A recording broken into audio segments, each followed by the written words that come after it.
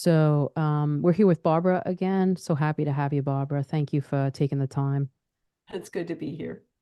Unplanned, we're just gonna see what comes up. And I Yeah. was I was just asking Barbara if she shares these things with her children, and she was just answering me. So, I do my best to really track along with somebody's pull. It's almost like if there is not a pull, then there is no information to pull from. makes sense. It's like there's a flow that comes in, and it is very faithful to to be released and to come through me, but only when there's a demand. If there's no demand and I try to teach or to speak or to tell, it is a big fat zero. It doesn't work. And so the interesting thing is, though, I do a lot of interviews, and the people that interview me are at all different levels of understanding. And somehow this intelligence, it's not me, but this intelligence that's behind the information release knows exactly where they are and what they need. Yes. So, I say to people, please, I don't want to know the questions ahead of time. Mm-hmm. I always say questions work best, Yeah. because somebody says, "Hey, I'm just going to give my podcast over to you, and you can speak what you want." I mean, it's like uh, I have tons of questions for you, so that's great. yes, because I don't, I I have don't, I tons of don't. questions. I was, a couple of weeks ago, I was thinking of things I wanted to ask you, but now today, I'm kind of undergoing personally. So, some, whatever, judgment, let's call it, right? From people that I was in relationship with for decades of my life, that I have history with, people that have slept on my couch, people I would say, that I was so involved in their personal lives. They were involved with mine. We've walked through our pain, our grief, our heartache, the hardest seasons of life, the best seasons of life and death together. And now here, because my belief has changed, or I've evolved, it's actually heartbreaking. That was the word that was used, heartbreaking to people who are very concerned for me. And it's I don't find it easy to articulate the evolution I'm going through. When you use words like consciousness with Christians, it's like right away there's this aversion and even evolving, at least from the Christian circles I came from, it was Jesus is the same today, forever, always. The word of God is the same yesterday, today, always. Like everything is the same. It doesn't evolve, it stays the same. That's what makes it so secure throughout the ages, is that it doesn't evolve. And so if it's almost as if I can't find a meeting place except of love. And um, someone I posted something, somebody wrote something, and they were very upset with me, and they were very hurt and heartbroken for me, and they just felt like I have walked away from the truth, and people agreed with them, and yet here I am feeling more liberated than ever in my life, knowing that God knowing that God is literally inseparable from who I am, that um I do have an ego and I can witness that ego, but I'm not going to, ever kill it or overcome it completely, but I'm going to witness it. And we started talking about egos and just got into this whole thing. And finally I said, you know what? With all the history we have and even my ego right now and your ego, I'm not going to kill one another, right? Because ego can't kill ego. But I just love you. I really do. Like I know you for so long and I love you and I love your children and it was like dead end. And I felt heartbroken that I'm realizing that my relationships, so many of them were based in familiar belief, similar belief, group think, and that I know that was a part of who I was as a Christian, so separated from people on the outside and in this community of same thinkers and all of that. But it's just the reality of it hit me. And I feel that I'm supposed to share from my path what I feel my intuition is telling me to share from my path right now is the sins of my Christianity, things I did wrong, things I was wrong about, things I'm learning that I was not correct. Making that path of what we might call in Christianity redemption open to humanity, saying, I messed up. This was wrong, what I was doing. Judging the world was wrong. Only allowing people in my life that believe the same way as me was wrong. And I'm experiencing something different, something of non duality, something of non judgment, something of higher love that I never ever experienced in Christianity that is setting me free, and I can never go back. And what I was going to ask you actually is I see a strong theme of narcissism in the Christianity, at least that I was ingrained in, very in foundationally formed in. And I didn't tell you I was going to talk about this, but I wanted to ask you what your thoughts are on the themes of narcissism connected to fundamental Christianity. And as we come out of that and begin to whatever walk away from that narcissism, and then we get hit in the face with it by people that we supposedly were in relationships of love, and how do we deal with that, and what is that like? Because I see a lot of people, and I think you're obviously a forerunner, like you've been going through this for decades already, but a lot of people, there's a tsunami of people moving out of fundamental Christianity, and they're just coming face to face with this, not only the narcissism associated with their ego attached to Christianity and all that goes with that, like judging everybody else and thinking I'm always right. And, you know, I could go on and on about it, but,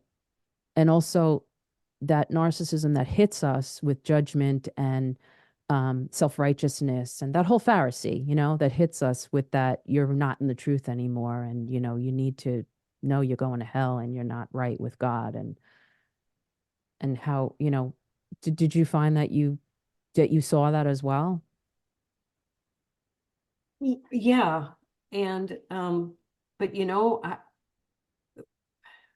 from the view that I have today, remember just a little while ago before we began to record, we were talking about the symbolism of baptism and how there is a necessary immersion into darkness, that it's part of our syllabus and part of our path. And when we go into darkness, whether it's, fundamentalism, or whether it's, being an alcoholic, or, just whatever it is, whatever path it is, I don't think it's wrong. When you say, and there was a time when I felt that way, like, oh, I taught my kids all wrong. I did this and I did that. And, I participated in that aspect, but I think it's all a part of our experience and necessary, that our participation in it, even though we consider it error or not part of our more enlightened path now, doesn't make it wrong. It's necessary. Mm, And mm. so it's like, I have a good friend, very good friend, and his daughter is a practicing Satanist, I guess, if that's what you want to call it. And he just tells her to go be the best Satanist you know how to be. Just go into it and experience it. And, whatever you need to do, whatever you are following, just do it and be done with it. And that's Wow. kind of how I felt. I was immersed in to fundamentalism, and that I was a good fundamentalist.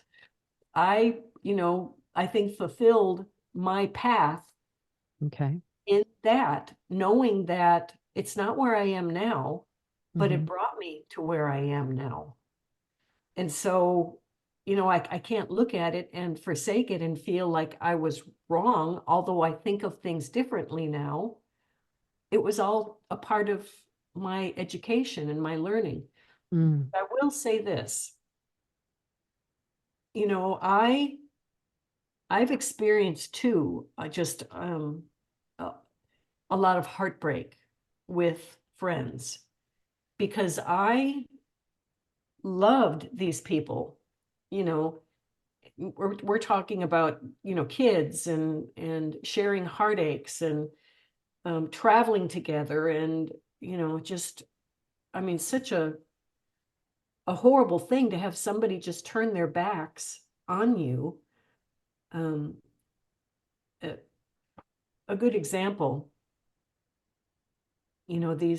I talk about this one particular friendship. It was one of my husband's best friends, and his wife was my best friend for a couple of decades, and I saw them uh, 3 days ago.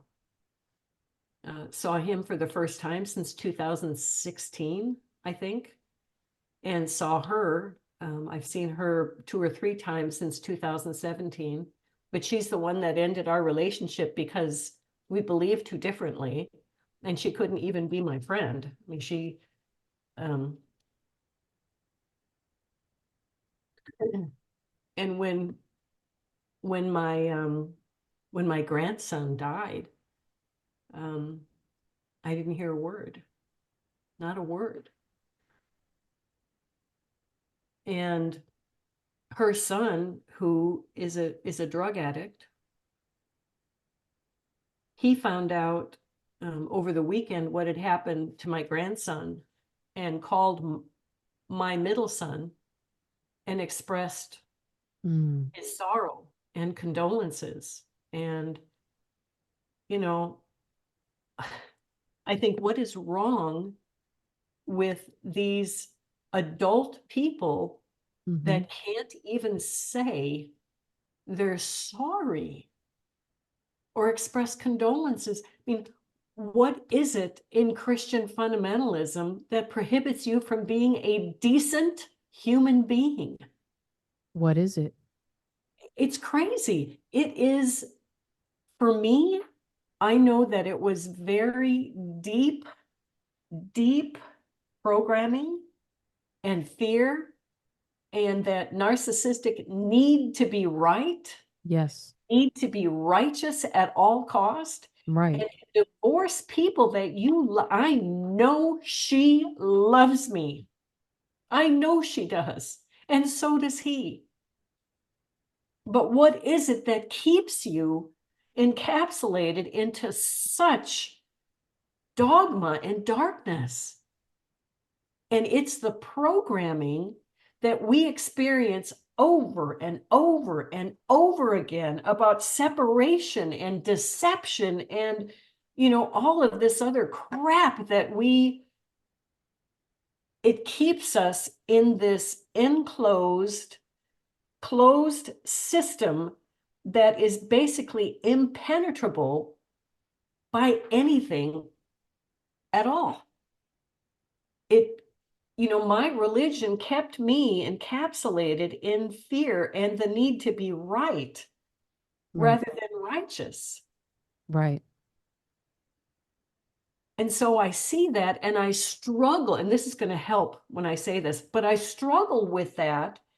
And yesterday, while I'm out mowing the lawn, I have so much time just to think about nothing with my headphones on, no music or talking, just, to keep the noise from the Right. lawnmower, and just driving and feeling this deep sorrow again, because of what I just experienced over the weekend.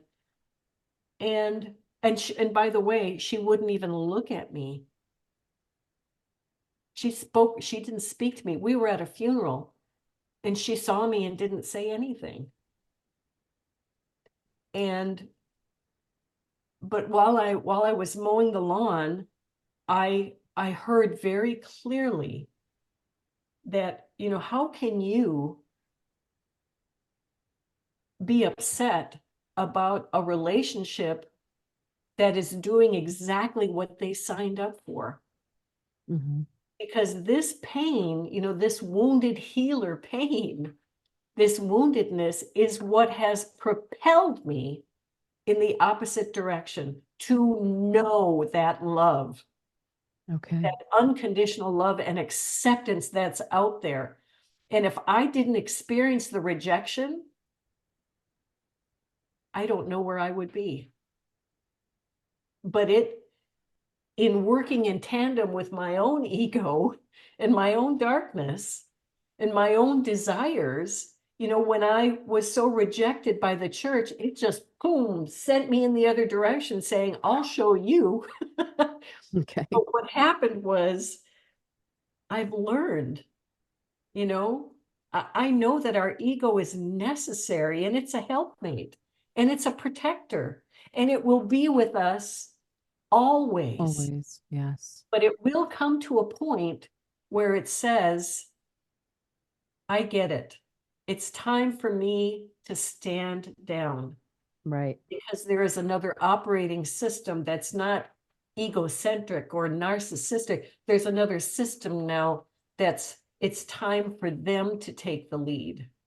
And that them is your intuitive, your divine guidance as a being without with an unfettered view to reality, because the ego sees through a filter. Yes. It only sees what's encapsulated in the earth. Yes. And so, I'm grateful. I'm hurt. I'm human. I have these memories and these experiences, and I can refer to them, and I can pull up that pain. But better for me to try and stay in the now, and that voice that says, is that pain happening right now? And if the answer is no, it's not happening right now, then I say to that egocentric part of me that's holding the reins and pulling, this beautiful stallion, this energetic entity, and pulling it towards pain, I can say, drop those reins, drop those reins. Let's focus on now. Doesn't mean the pain didn't happen. It doesn't mean it doesn't hurt. But I am not going to be, and the word reins, you'll find this interesting. Speaking of kidneys earlier, Yes. Yes. I just thought of that reins too. are, Mm-hmm. What's that that? reins, renal, Yeah. that's the seat of emotions. Mm-hmm. That's scorpionic too. And that's the water sign of Scorpio, the deep, deep subconscious. And that's where we transmute water, right? The emotional, we transmute it because energy never dies. And Right, so I think in too, being a Christian, I learned to suppress, hide, don't move that energy, don't let it come up. It's bad, all that stuff, right? And we learn that in our formative lives too, and in home too, if you're not allowed to show your emotion or you're not allowed to share or whatever. But we almost look at our emotion as sin, right, and uh, and so we're learning a new way to move that energy and transmute it, to feel it, to take a look at it, and then to allow it to alchemize. right, right. Because ignoring that it's there or that it happened does not bring forth fruit. We have to feel it, we have to eat it, we have to digest it. It becomes a part of us, but not necessarily negative. I was talking about the experiences that we have in our lifetime, that it teaches us to emote, Mm-hmm. and emotions are creative. So why would we only expect to experience joy and levity in a life that's a tapestry filled with color and filled with contrast, necessary for us to go from here and to create? Because I believe that that our lifetimes here on the planet are teaching us the valuable lessons in and through emotional experiences and how to emote, and then to retain that memory, those memories, so that in future times we are able to call upon that emotion to create, just like Jesus did when he raised Lazarus from the dead, using grief. You've heard me talk about that before. Yes. Yes. It's such a profound lesson. Have you ever heard of the I don't know who's doing it, but a lot of these metaphysical healers are doing studies with the memory that's in water? Yes. It's Yeah. amazing. It's phenomenal. Even people that are they'll put water next to their bed and they'll dream. And if they can't remember, like they'll literally look at the water frozen under a microscope or whatever, and the shape of their dream it's just incredible because the water holds the memory of the subconscious in that dream. And talk Beautiful. about the moon. I mean, the moon being associated with the water in our bodies and in our consciousness. It's all connected, and how we emote, because the moon is so associated with our emotion. That is the one planet that's associated with our emotion on a daily basis. That's why the moon moves so quickly, and we're supposed to move those emotions continually. And I'm just learning, to do that now. Whereas before I allowed them to submerge, hide, keep it in, get sick, and then just, traumatized or whatever, it comes out in a very painful way, or it comes out in a very, projected way. That's another thing that I'm learning, that since I've come out of Christianity, is to stop projecting and, just kind of taking ownership for what I'm feeling, for what's moving through me, not blaming it on the other, not, um, projecting it on the other, but just kind of taking that step back and taking a look at it for what it is, and just no shame. Shame is like the lowest of frequencies. And I think that's so sad, because so much of my Christianity was wrapped up in shame, guilt, and, that whole thing we see in the garden. Right. Right. But such a necessary part of our path. It's just so nice to be able to move from one environment to another, and not to pull things past their season of relevance, you know. Mm, And the pain that I experienced from, relationships that came to an end, um, I know, I know that even that pain serves me still. It serves me. And I know that they are not wrong where they beautiful. are, that they're just in that system banging it out until they're not. And there are people that will never come out of the system, I not agree. in this lifetime, but it doesn't mean they came out of a similar system in a past life. Right. They're just, they chose to experience it again for whatever reason. And they're not wrong, that it's all okay. Mm, mm. I feel so much non-judgment and unconditional love in how you speak, and can sense just the maturation of your path. And I glean from it. After I just whined about people Well, being good humans. that's you. We have this, and I read it to you. I struggle with expressing unconditional love, and drawing boundaries. What do we do? How do I practice good self-care, Right. Oh, and how do I, express, unconditional love? And the interesting thing is, you know, we have got a sphere of that represents this age, and we've got another sphere that represents the age to come, and they overlap in that yes. place Yes. where we experience both ages. And that's where we are. That's why we've got, oh, is that my ego? Damn, that's my ego again. And oh no, I love you unconditionally. You're okay. I'm okay. Everything's okay. And then we take a step back and go, that, back over MF. there, because, you know, But so we have to give ourselves grace. Yes, We are standing absolutely. in that place of the overlap where we are experiencing two dimensions. Yes, We've signed up to be the bridge. I know. And That's so mind blowing. in that place of transitioning over into this new and wonderful age, we're still bringing some of that. Oh gosh, this is such a cool story. A newly laid egg containing a chicken, a little baby chick, it develops within the egg until the egg becomes too restraining and the little baby chick cannot survive. And so it basically pushes and shoves and begins to break and crack the shell, but it's still too weak to come out of it totally. So what it does is it begins to consume parts of the shell. Oh, It eats its way out to freedom to the point where it can break free. But in its new place, it contains the old. that's good. And that was from wish I could claim ownership of that.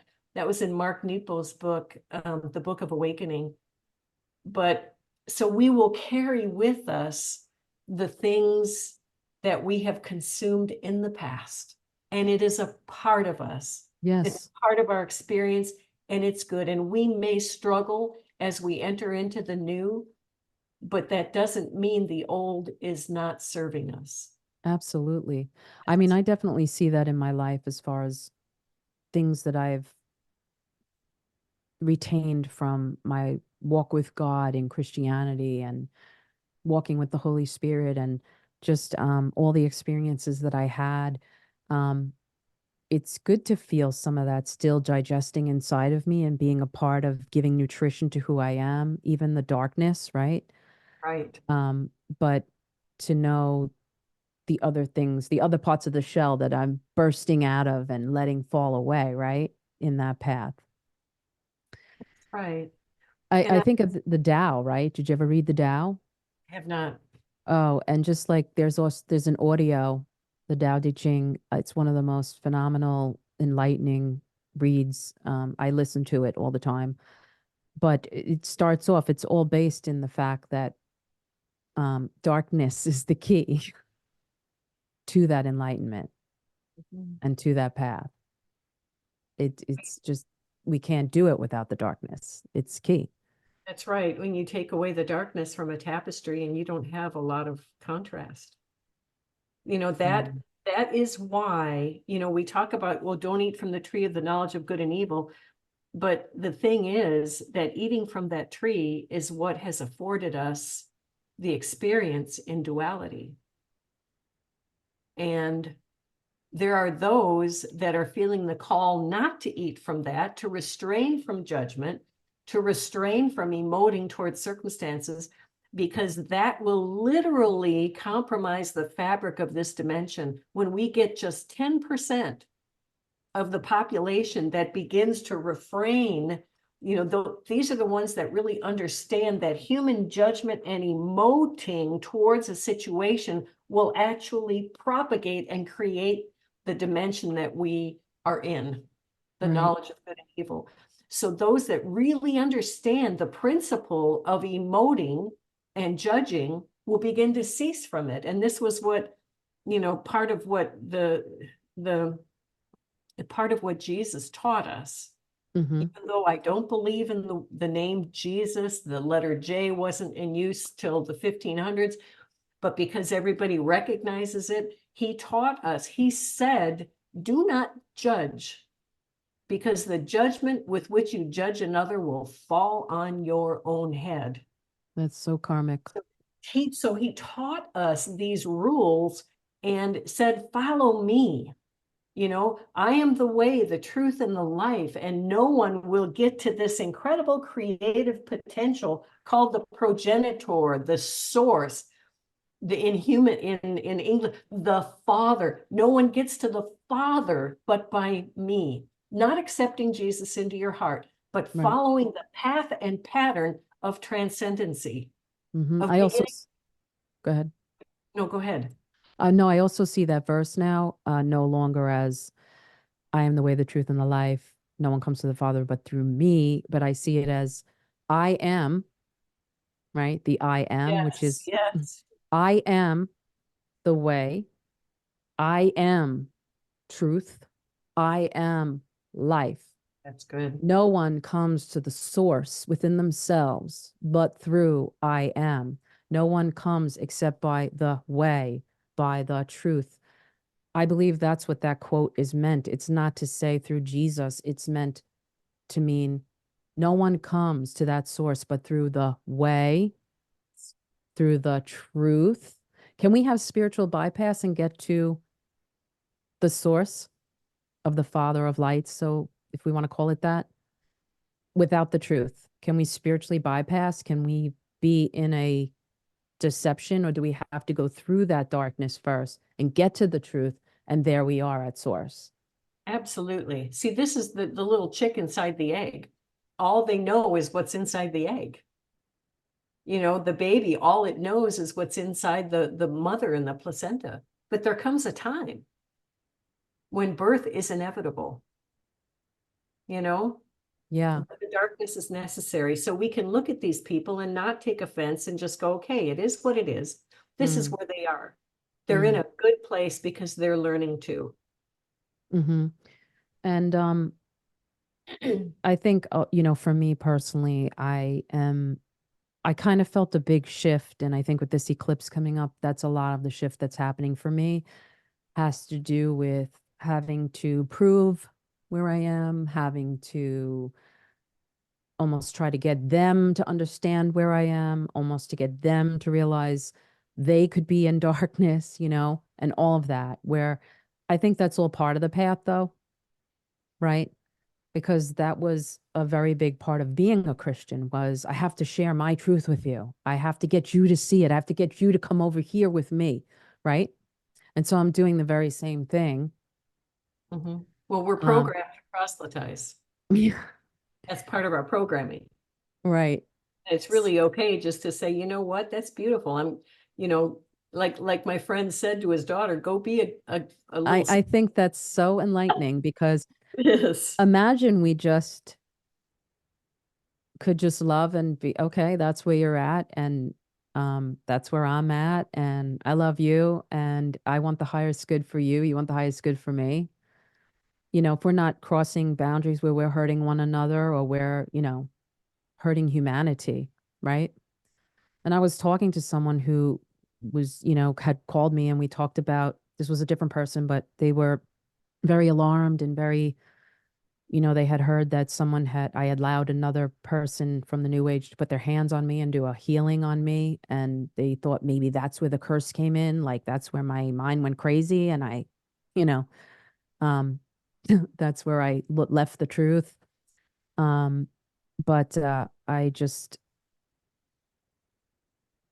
realized that there's no explaining, that it was almost as if we're just hitting up against polarities. And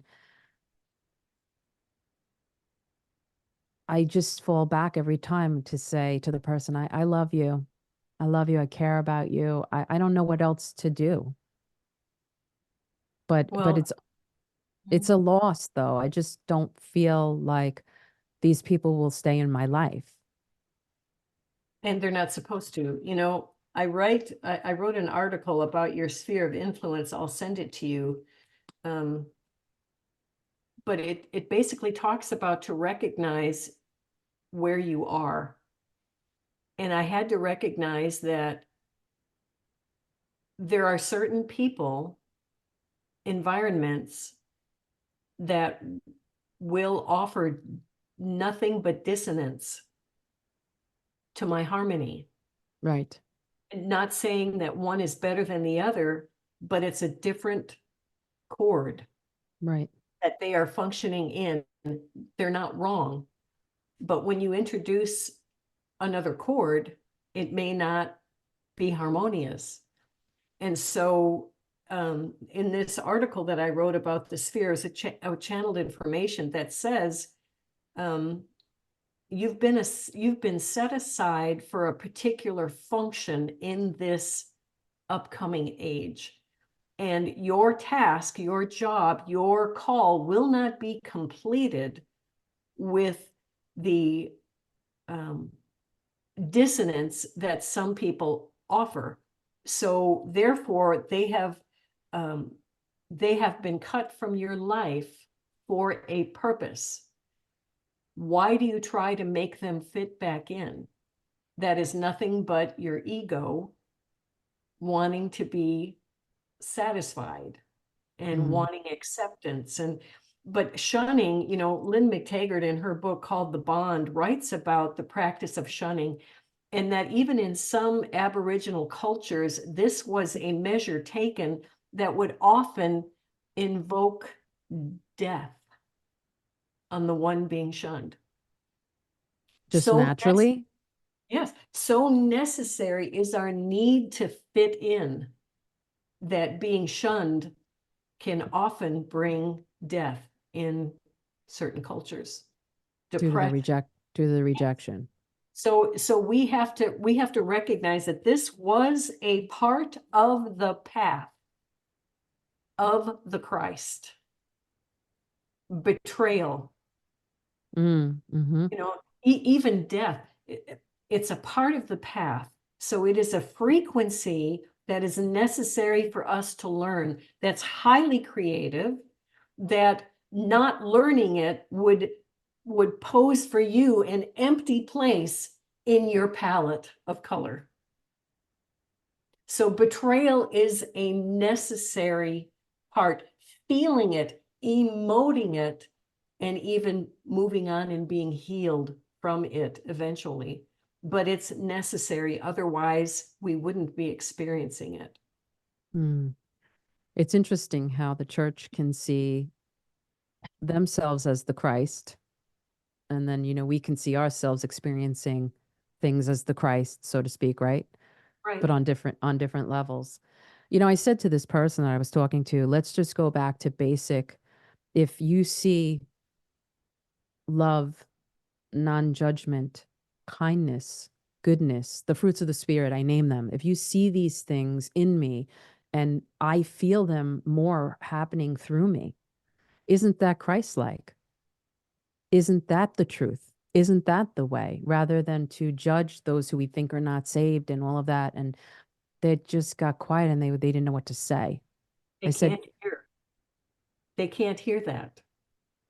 It's like speaking a different language.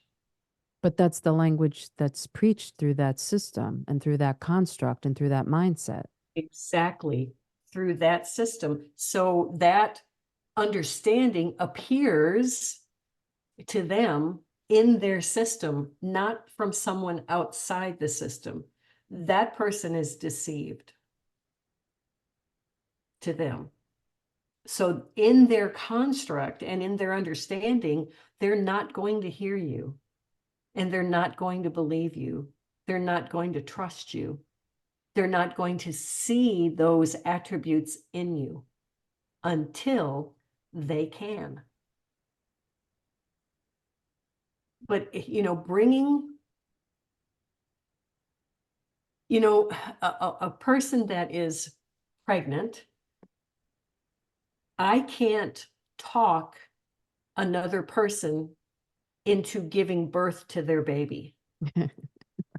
This is something that happens innately within the body.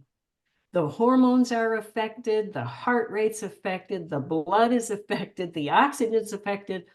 I can't speak and tell them it's time to be born. That's good. So everybody has to go through this in their own time.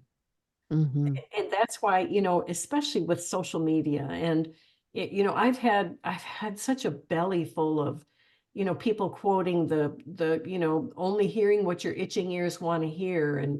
And I just say, but isn't that true of you? Aren't you only hearing what you want to hear?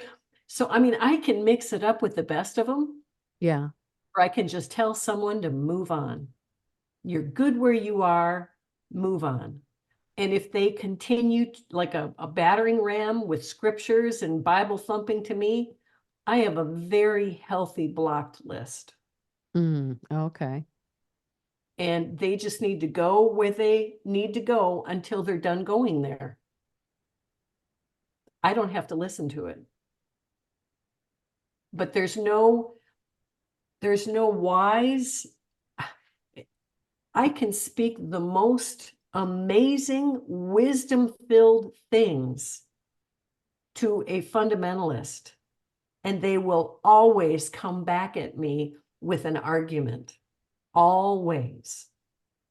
Even, when someone says, well, praise Jesus, and don't you acknowledge the name of Jesus? Well, did you know the letter J wasn't in use until 1500s? So the name you're using isn't correct.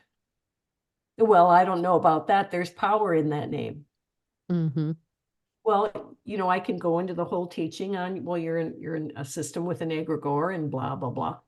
They can't hear because they're not ready to yet. Right. And it's all good. They're good where they are. Mm. Well, I see an increase of this happening, like we were saying before, with Saturn in Pisces being in the spiritual house of Pisces, and now Mars coming into Pisces very, in the next week. I think there's going to be an increase of this. There's going to be a lot of hot water, so to speak, Mars being hot and Pisces being the water sign of the spirit house.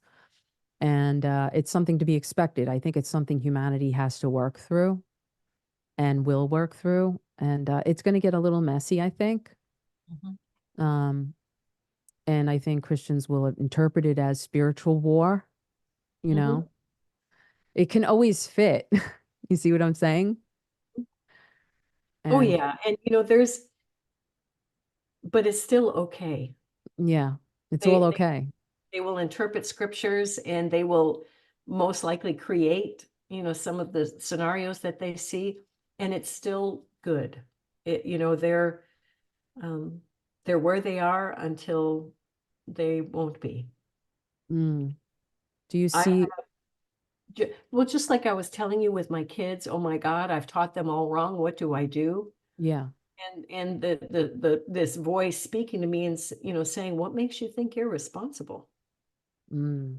And then someone might say, well, train a child up in the way that they should go.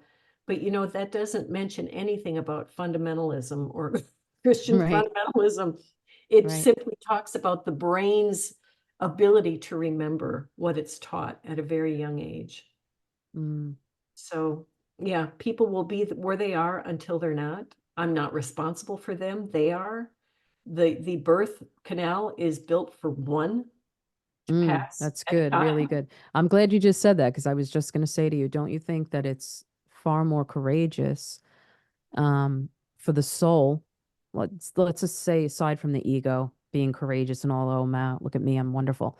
I'm talking about that courageous path that the baby has to take. It just knows intuitively it has to go. It's time. I can't stay in here anymore. There's no more amniotic fluid. I don't fit. There's no nourishment. I've got to go out. Um, it's far more courageous to endure that than to stay in an egregore or a construct or a belief system or a system where I have all of this same belief that makes me feel safe, Mhm. right? Because I feel alone in a sense on this path. It's not like I have this community, this church, this, gatherings that I have all these people supporting me. It's much more alone. Definitely feels like being birthed by myself. Right. Right. And it is a narrow way path for one. And if you look at um, the birth canal, what happens in that press is the fluid is squeezed out from the lungs of the child, of the babe. The way that it breathed before, the way that brought life and safety and, security is expelled.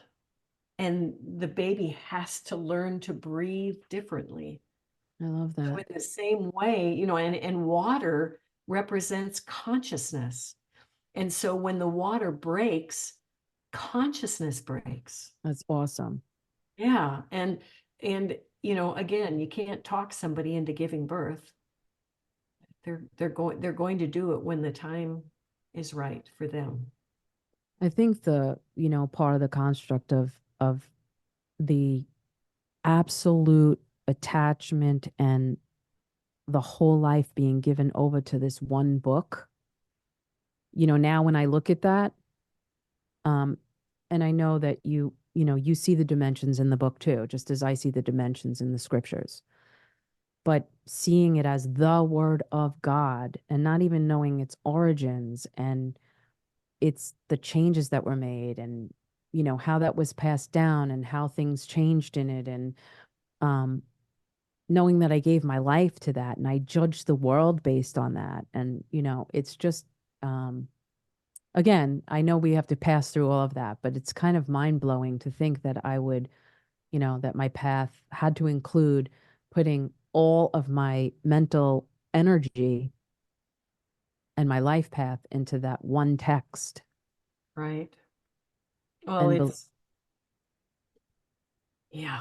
man's interpretation of such and believing that these scriptures were metaphorical, you know but these scriptures, like, so these scriptures in Ezekiel are metaphorical because they're talking about crazy eyes and wheels, but these scriptures in about Jesus are concrete and they're exact and they're literal, but the whole book is poetic and there's just so much that I'm undoing right now. Right.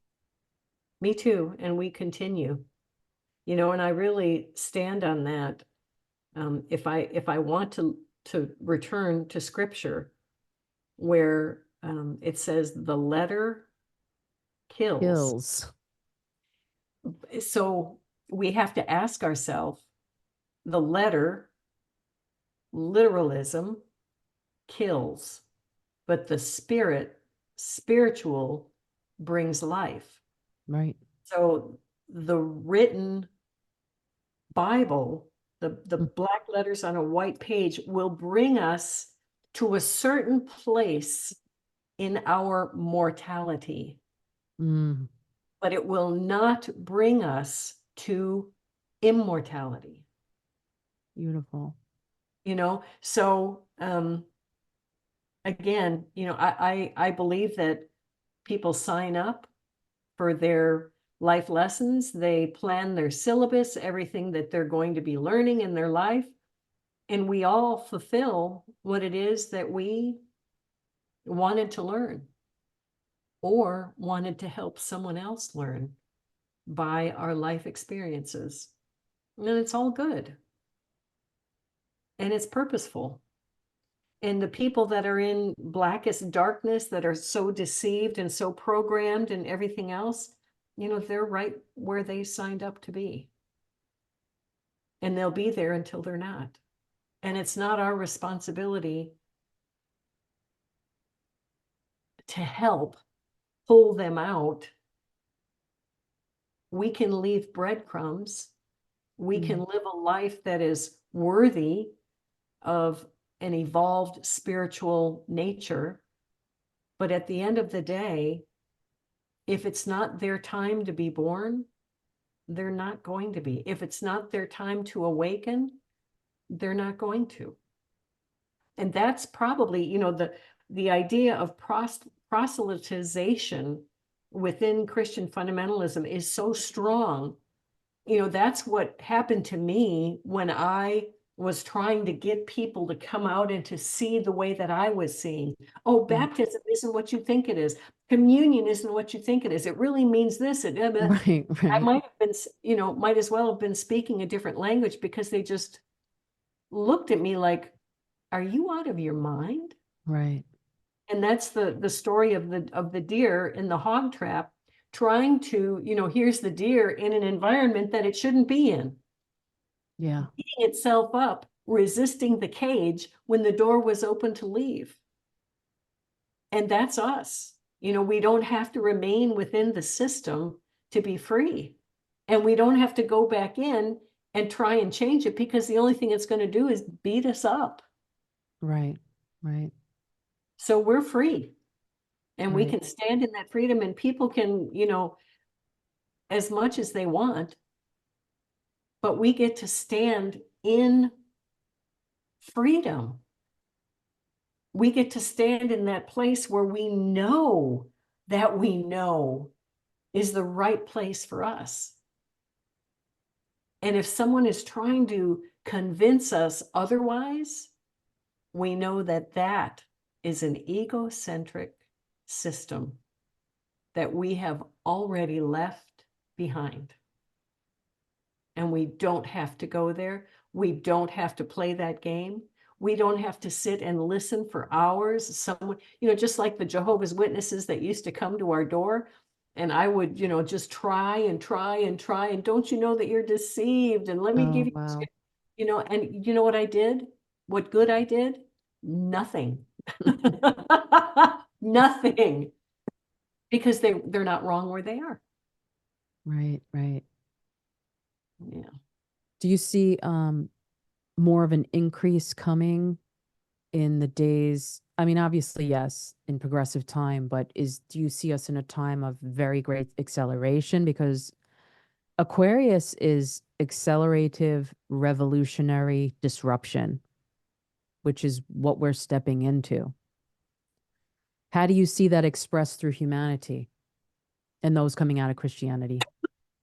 Since I left, I can remember within the church structure, when we would experience a synchronicity, it blew our minds.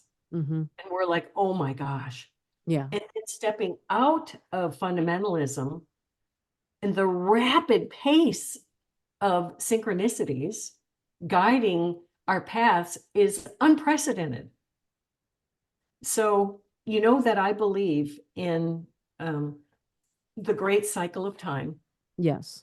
that we are experiencing, you know, the the golden age, the silver age, the bronze age, and the dark ages. We just Right. came out of the dark ages a few hundred years ago. Now we're on our way back up in the bronze age.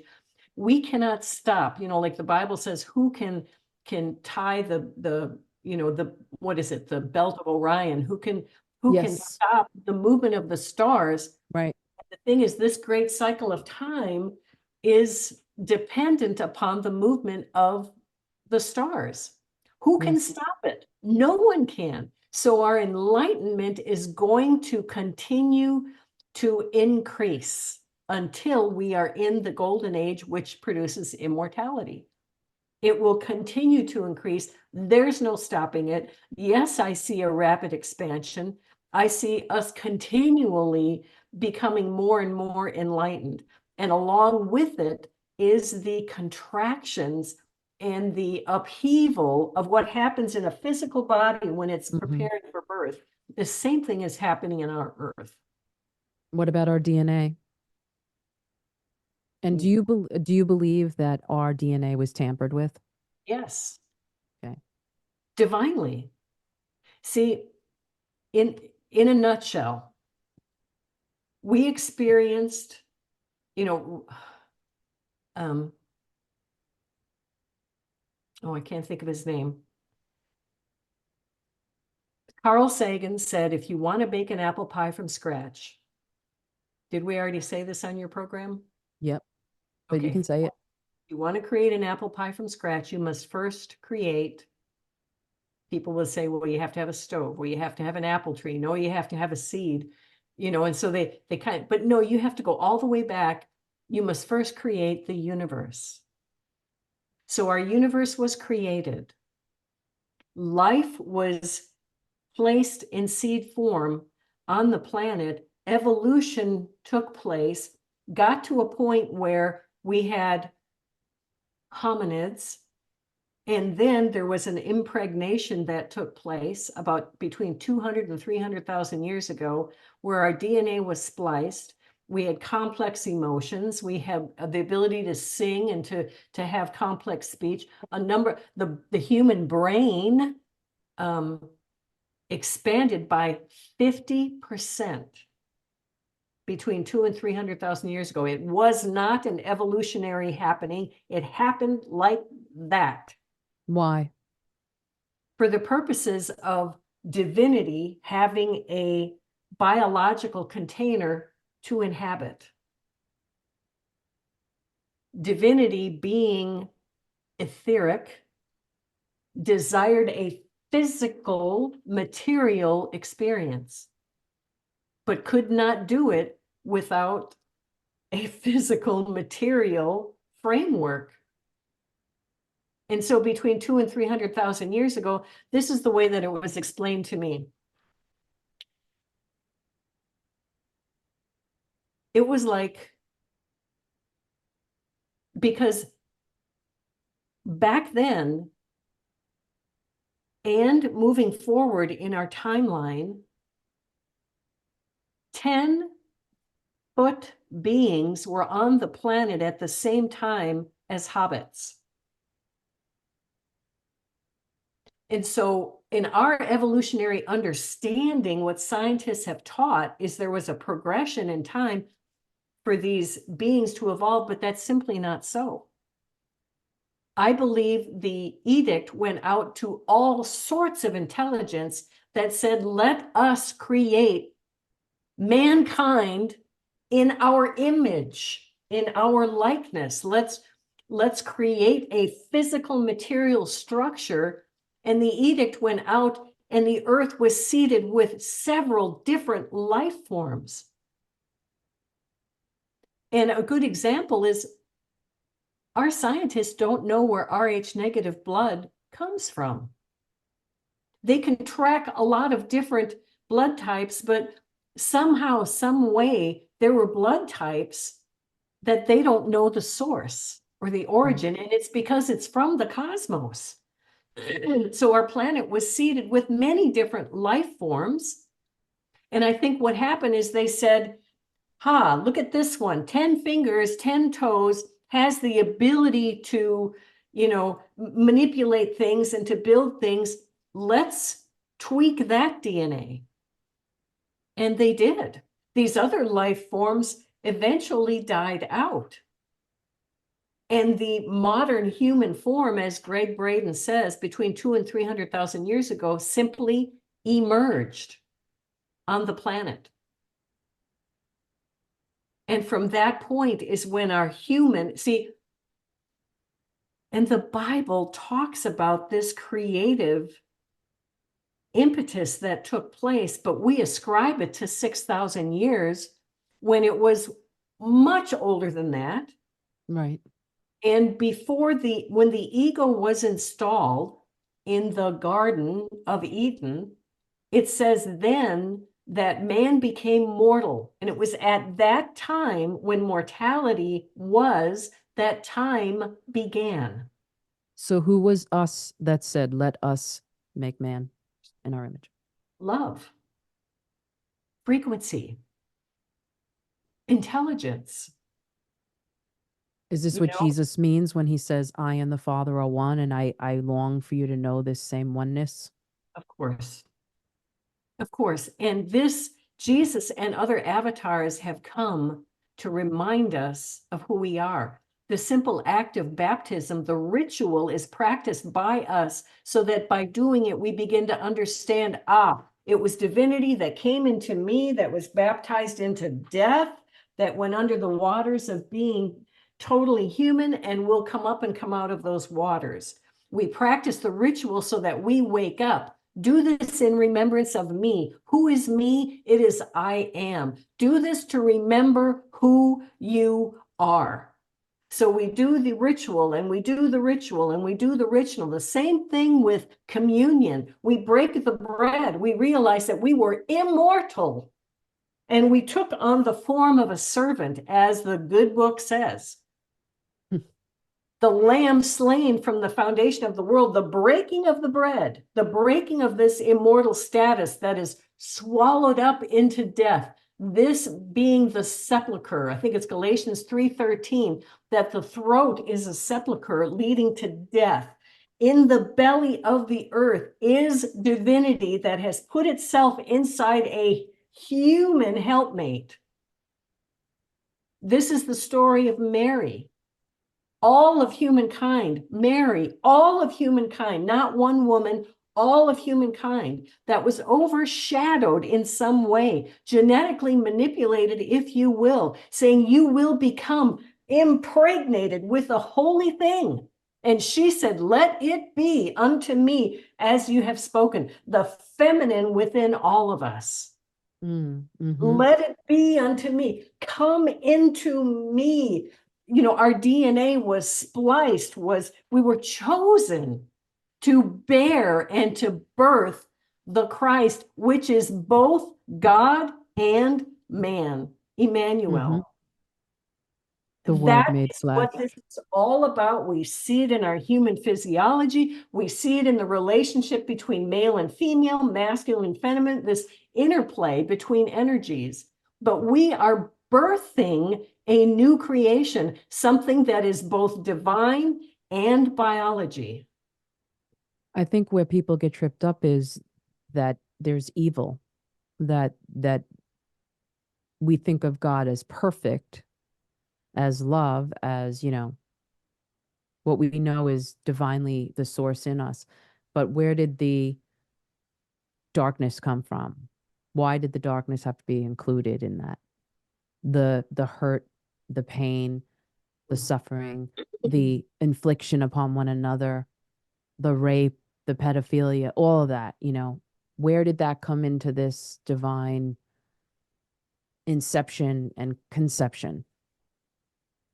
I know that's a tough question. It's like Well, the no, $1 million it's question, not. It's but duality, but it requires the listener to hear duality is necessary for the education of the God man in order to accrue for itself an account of experiences, because emotion is accrued, is gained by experience, and we are able to not only manufacture emotion, but to project it, which is creating at a quantum level. yes.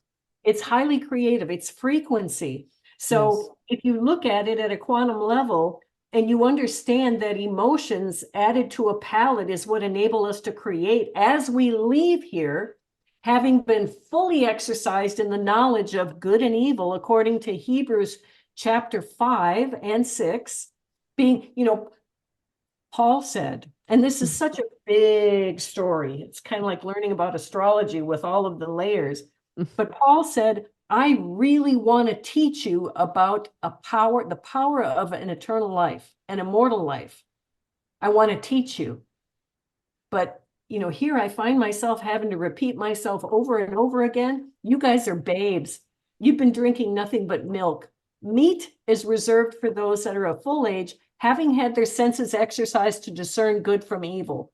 So we hear from if you want to look at scripture, we hear from that one scripture that exercising our senses in the knowledge of good and evil is a prerequisite. Wow, that's good. To the next verse that says, therefore, let us go on to perfection. Not laying again the doctrines of baptism, of eternal punishment, of faith toward God. Thank God. So all of these things are considered first principles. Come on, people. I want to teach you about immortality. You think this is all there is life and death, life and death? You think you're here to suffer and to serve some God and to be good? And no, you're here as a God-man in training, birthing a new creation through your biology. And this expansion of this energy comes over a period of time, just like the mustard seed buried in the field in darkness, in the knowledge of good and evil. But one day that seed turns and breaks the plane of the earth and becomes the largest herb in the field. That is Emmanuel. And one day this creation will take over the body and will quicken it from mortal to immortal like that. That's our destiny. That is when our training is complete in this earth school. Will we get to that place? Will we get to that place? Of course. Is that what Revelation means? The book of Revelation, when we It's see birth. It's birth. It's the birth of the man-child. And the scripture that says, will I bring you to the point of travail? Paul said, I labor and travail in birth until Christ is formed in you. What comes after the forming of Christ but birth? That's good. It will be. And it's going to take those that can see around corners, that will continually express to us these truths. And those that are in the womb can't see outside the womb until they go through the birth canal. So trying to convince them of their error, they're like, heck no, it's cozy in here. I'm breathing fluid, I'm getting nourishment, I love it. But they're saying, oh, but we're saying, but oh, look at this tree over here. And they're saying, what tree? They can't see. And they're not wrong where they are with what they are seeing. So it's a big story, but the whole purpose is to form a being that is both God and man. And that's happening in our flesh. And it began a long time ago when Carl Sagan posed the question, if you want to make a God man, you must first create the universe. Mm-hmm. That's good. So our story is big. There is nothing not on purpose.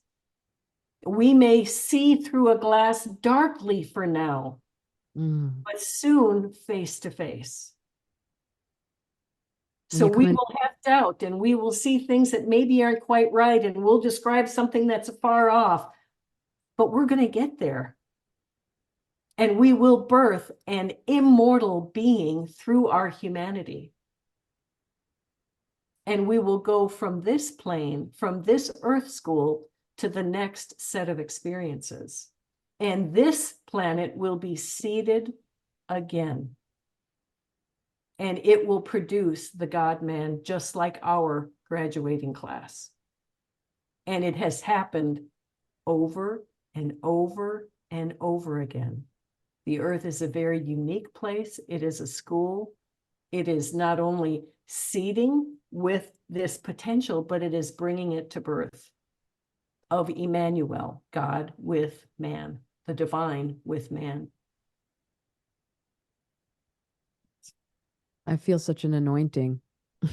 I'm getting chills, and I just feel like so much peace coming into that understanding and letting go of all that the ego is worried about, and just flowing with that, surrendering to that. It's beautiful. It is.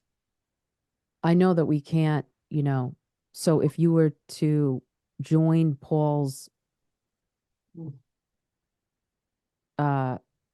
saying, I long that, Christ would be birthed in you. Is it just is it just letting go and accepting this path and flowing with it? Like if someone was to say, well, how do I allow that to happen to me? There's a parable of the seed growing secretly. And just like a baby grows within the mother, all of these, incredible symbolisms that we have in our human physiology, the baby doesn't say, okay, now how do I grow a leg? How do I increase in size? How do I develop my brain? It's going to happen. We're on a timetable. And the essence that animates the body will bring it to completion, whether in this life or the next. It doesn't make mistakes. It sees without the construct of time. I mean, there's so much, it's such a big story, but we can't get this wrong. Is this partly why they hid multiple lives, from that Christian construct? Well, that's a relatively new thing, just in the last like 1800 years. But, I've got a book that says why Jesus taught reincarnation. Mm, But there are many scriptures that alluded to this great cycle. Uh, yes. but I really feel like like the early church didn't want Christians to think they had more than one life to get it right. I think they wanted money and they wanted to control a renegade darkened consciousness as much as they could, because back then in the Dark Ages, we were very base. Mm, mm-hmm. And so they needed a means of control. And to me, all that is a womb, is a birth sac. It's restriction. Do you know when hell came in? I The don't know concept? exactly, but I know that it was the early church, because before, in the Old Testament, I mean, they talked about Sheol, but God was there. It wasn't this fiery hell. I think that came in with Dante's Inferno, the very visual of his art, depicting that. And there's also, oh, I forget the movie, but it was a movie, Goya's Ghost, about how Goya was commissioned by the church to paint these horrendous things. Um, but it By was the all church? mechanism for control. Wow. Yeah. Wow. Very interesting. Yeah. Good to be Powerful. free, isn't Oh my God. You it? can never go back, Once you see, you can't unsee. Right. It's good to be So free. light.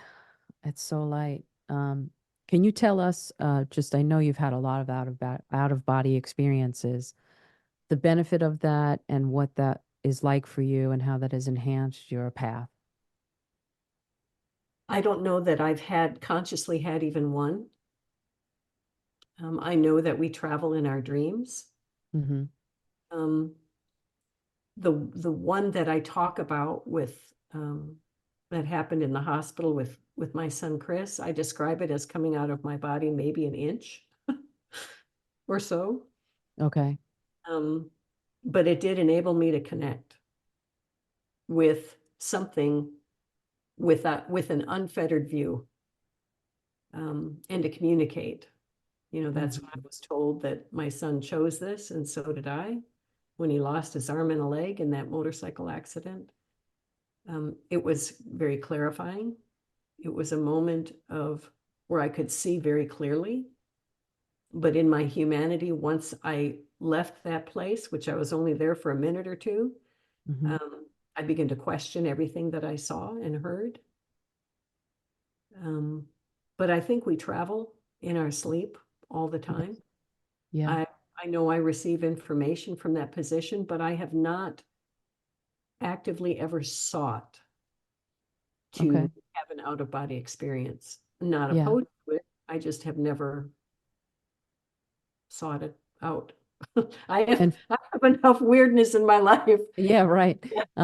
Uh, well, for those who have never heard you talk about that testimony, just wanted to ask you if you could repeat what you heard about remembering when you went out of your body, which when we go to that other realm, when we leave our body, it's another realm, but there is no time, and the power of it is so immense that it could be an inch, it could be a few seconds, but it's like could change a whole lifetime, literally, which it did for you. It And did. you heard from within yourself that voice of God say, I was outwardly calm, inwardly hysterical.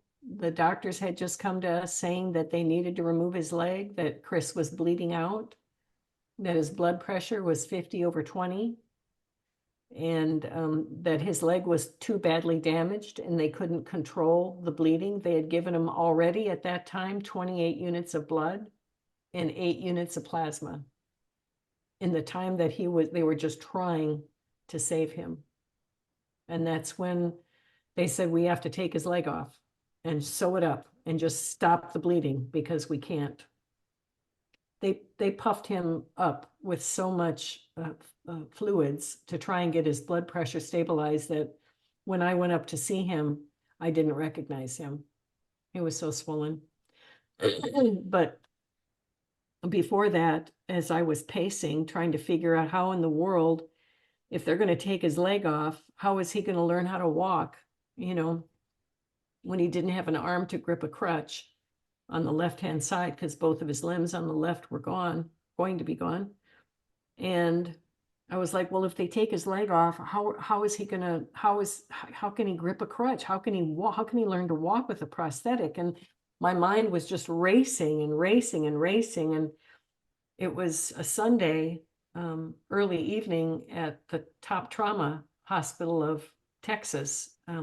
Houston's Memorial Hermann was packed. And we didn't have a place to sit. We were out in the hallway sitting on the floor, but I'd walked into the waiting room and circled this beautiful saltwater aquarium. And as my mind was racing and I looked at the aquarium, something happened and I began to rise up. I felt like I was rising up. And I heard a voice say, Barbara, it's time for you to remember that Chris chose this and so did you.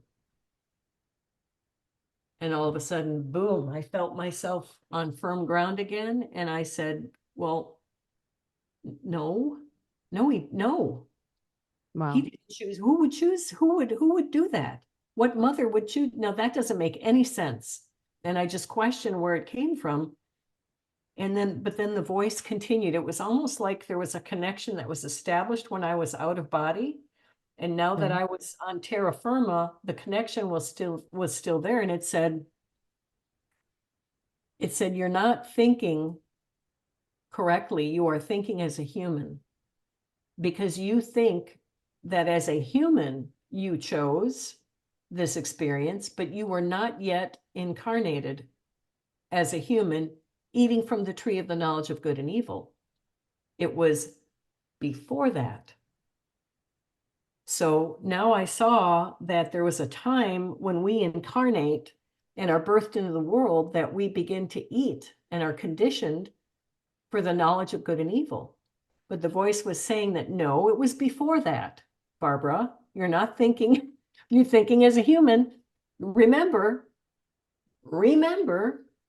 reach back, remember, and you chose this and so did he.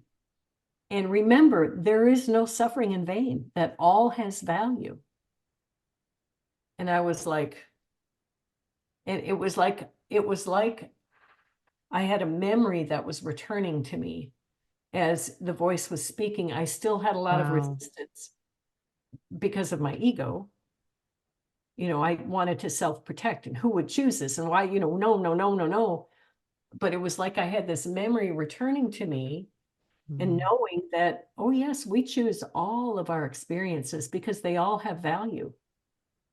But as a human, if we are to think, I chose to be raped, well, isn't that blaming the victim? I mean, I've gotten into so much trouble for teaching this one thing. I could see why. Because people fail to see before we're human. So all experiences happen for a reason. They happen because we've chosen it for a reason. But I couldn't see the reason. I couldn't understand why Chris would choose this. And yet the voice continued and said, you have been chosen to bridge the gap in this understanding. You have been chosen to bridge this age and the next age. And it's a vibrational bridge. You need to learn how to create the bridge into the next dimension because it's frequency, it's vibration, it's potential. Yes. And so I knew, and boy, that voice continued. I thought I was going to lose my mind. It continued to speak to me, and it said the same thing over and over and over and over again. Bridge the gap. Barbara, bridge the gap. Barbara, bridge the gap. I finally, when I went up to see Chris in the shock trauma unit and saw just how bloated he was and, how it was just so touch and go. And I kept on hearing bridge the gap, bridge the gap. And I finally said, I hear you. I will do as you say. You're going to have to teach me what that means because I am not sure. But for now, you need to be quiet because I need to tend to my son on a very human level. Wow. And it honored that Wow. because it was just like, it was just continual, continual, continual. But the next morning, I'd slept in this small little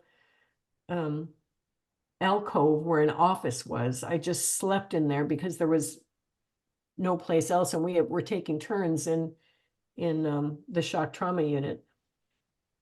And when I don't even remember where I was going, but it was 8 o'clock in the morning and it was shift change. And I was walking down a corridor after I had woken up. And there were a sea of people in scrubs, the blues and the greens. And as the people from the night before were going home and the new shift transitioning in, I saw a man that was it's the corridor that connects campuses at Houston Memorial is incredibly long hallway. And I could see this very tall person, and he's walking, and he was like, had to be like 6'8". He was huge. He was tall, had this big moppy head of hair, and I could see him walking towards me from 50 yards away, at least maybe 75, and he's coming, and the people are in and out and going into doorways and turning down hallways, and I'm looking at him, and I can see even from that distance that he is looking right at me. And I felt something. And on a human level, I was embarrassed because I knew I had cried all my makeup off. I was a wreck. I had slept in my clothes. I hadn't brushed my teeth. And so here's this moppy-headed person, and he's looking right at me. You can tell when someone is making eye contact with you. You can tell there's something magical or Energetic. electromagnetic. Yeah. Yeah, something Yeah. that happens. And so he's getting closer and closer and closer. And as the crowds kind of part, I can see that he's got GAP, gap, written on his Oh my sweatshirt. God. And I'm like, okay, sure. Yeah, you told me, bridge the gap. I see it. But, I'm thinking to myself, there's got to be thousands of those sweatshirts in, Houston alone, because it was 2005 when, the gap was really big. And so I'm like, okay, that's cool. So as he's getting closer, he's still looking right at me, and he's very tall, and he's got this goofy head of hair, and I'm just looking at him, and he's looking at me in my eyes, and I'm looking at him, and as he's now like 5 feet from me, I look down, and he's got two more words written above the word gap, and it's bridge the. Whoa. And I looked, and as he walked past me, he did one of these. He's looking at me as he's walking past me, and I jerked my head around, and I thought, I think that was an angel. Yeah. And that edict has remained with me through several understandings of what it means to bridge the gap. Is it vibration? Yes. Is it intellect? Yes. Is it intuition? Yes. Is it this passing age into the next stage? Yes. Is it the eclipse of the sun and the moon, the spirit and the ego? Yes. It's all of that. And it culminates into an understanding that we are transitioning and transfiguring into a different creation. We are bridging the natural and the supernatural, the mortal and the immortal, the immaterial and the material. We're bridging those things. That's And it's beautiful. happening not only in the mind, but it's happening in the body. And when it happens in the mind, it produces a different thing in the body. It happens in the mind first, in our understanding, and then a new creation begins.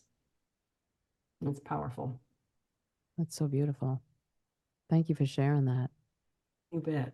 I've had chills the whole time you're talking, so I just feel like it's going in. Mm. And I appreciate you sharing your experiences as I'm kind of coming behind, those who have gone before. I appreciate it. Mm. Well, thank you for having me. And thank you for everything. Oh, appreciate you. Well, we're going to say goodnight and hopefully we'll get to meet up another time whenever So that divine time is set in place. we're connected. Thanks for listening all.